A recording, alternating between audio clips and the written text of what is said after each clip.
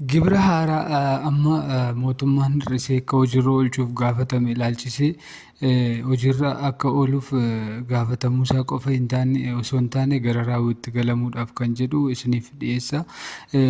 Egaan mindaan duraan kaffalamaa ture wal qabatee gibirri hir'ifamaa ture hammam ture yookaan immoo mindaa ka'umsaa kamii hanga hangamii akkasumas immoo eessaa hamma eessatti gibirri hagam kaffalamaa ture kan jedhu waliin ilaalle gara gibira haaraa amma hojiirra ooluuf jedhutti darbina jechuudha. Gibira duraa mindaa meeqarraa persentii meeqa citaa ture akkamitti citaa akka ture kanaan dura viidiyoo isiniif dhiyeesseen ture yuutuubii koo jalaa ilaaluu dandeessu. Amma mindaan duraan fudhachaa turre yookaan immoo hojjetaa mootummaatiif kaffalamaa ture mindaa 600 gadiif persentii meeqa ture 601 kaasee amma 1650tti persentii meeqa ture qarshiidhaan jechuudha.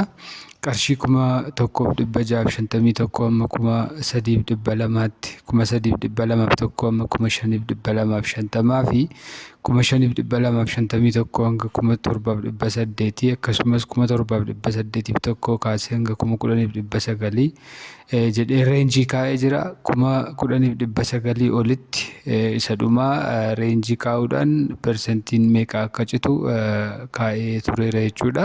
Isa kan duraan kan ture jalqabaa kaasee 0 10 15 20 25 30 35 jedhee tartiibaan akkaataa kanaan deemaa kan ture ta'uu isaati. Haa ta'uyyuu malee mindaa haaraan amma gibira haaraan amma gaafatamee jiru mootummaan haala kanaan akka hir'isuuf gaaffii dhiyeeffamee fi hojiirra oolmaan isaa eegamaa jiru maal fakkaata kan jedhudha. Mindaan garanaan qabnu akkaataa duraatiin mindaa 600 gadiin osoo hin taane akkaataa gaafatametti akkasumas persentiin isaa mindaa meeqaa hamma meeqaatti hammam akka ta'u yoo akkasittiin mootummaan hojiirra kan oolchu ta'e hojjetaan mootummaa fayyadamaa ta'a wanti jedhamutti yaadamee gaaffiin mootummaadhaaf dhiyaatee jira jechuudha. Inni kunis baay'ee gaariidha osoo hojiirra oole. Fakkeenyaaf mindaan 600 gadi kan ture gibirri irraa muramaa kan hin turre ta'uu isaati duraan ilaalleerra jechuudha.